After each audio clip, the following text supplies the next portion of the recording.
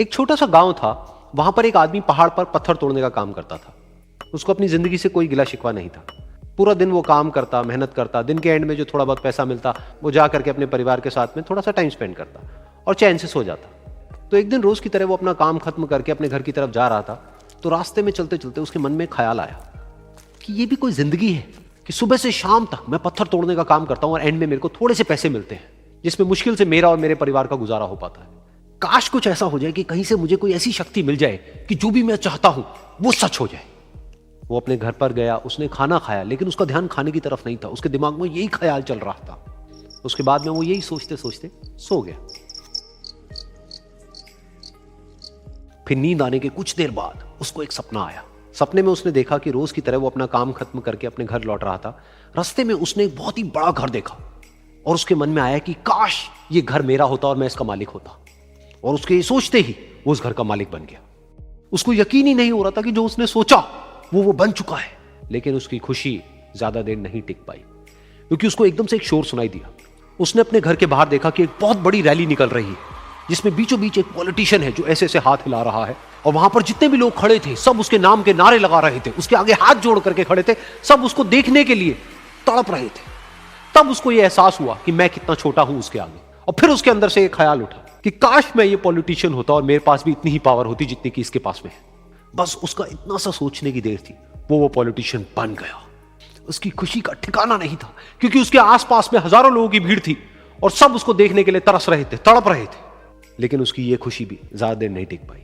धूप बहुत ही तेज थी और उस पॉलिटिशियन को आदत नहीं थी इतनी गर्मी में रहने की। तो उस धूप की वजह से उसको चक्कर आ गए और वो बेहोश होकर के गिर गया।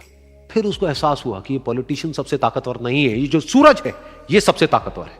और उसके मन में आया कि काश मैं ये सूरज बन जाऊं तो मेरे आगे कोई नहीं टिक पाएगा। और उसका इतना सा सोचने की देर थी और वो सूरज बन गया।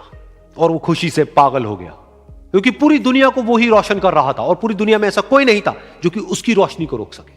लेकिन उसकी ये खुशी भी ज्यादा देर टिक नहीं पाई, क्योंकि कुछ ही देर बाद आसमान में कुछ काले बादल आए जिन्होंने कि उस सूरज की रोशनी को रोक दिया। फिर उसको यह एहसास हुआ कि इस दुनिया में ऐसा भी कोई है जिसमें दम है उसकी रोशनी को रोकने का। और उसके मन में एक ख्याल उठा कि काश मैं वो बादल बन जाऊं।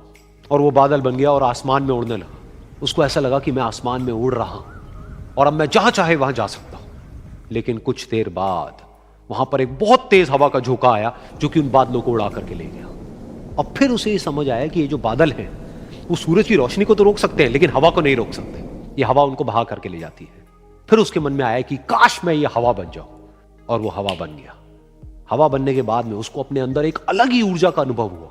वो चाहे तो आराम से बहता और चाहे तो आंधी बन करके, तूफान बन करके, जिसको भी चाहे उड़ा करके ले जाता। उसको ये विश्वास होने ही लगा था कि इस दुनिया में सबसे ज्यादा शक्तिशाली मैं हूं। लेकिन तभी उसके सामने आया एक पहाड़। उसने अपनी पूरी ताकत लगा दी, लेकिन उस पहाड़ को वो इतना सा भी नहीं हिला पाया। तब उसको यह एहसास हुआ कि इस दुनिया में कोई है जो हवा से भी ज्यादा शक्तिशाली है, जिसमें दम है उस हवा को रोकने का। फिर उसके मन में आया कि काश मैं ये पहाड़ होता। और वो पहाड़ बन गया। लेकिन हर बार की तरह इस बार भी उसकी खुशी ज्यादा देर तक नहीं टिक पाई। उसको एक जानी पहचानी सी आवाज सुनाई दी और साथ ही साथ उसको दर्द होने लगा, जैसे कि कोई है जो उसको तोड़ रहा है, उसको मार रहा है।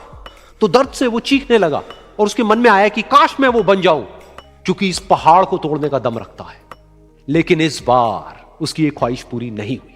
वो रोने लगा, चीखने लगा, चिल्लाने लगा। उसने अपनी पूरी जान लगा दी, लेकिन इस बार वो नहीं बन पाया। उसका दर्द बढ़ता ही चला जा रहा था और दर्द की वजह से एकदम से उसकी नींद खुली और सामने शीशा था। उसने शीशे में देखा और उसको समझ आया कि सपने में मैं वो क्यों नहीं बन पा रहा था जो मैं बनना चाहता था, क्योंकि असलियत में मैं वो ही हूं।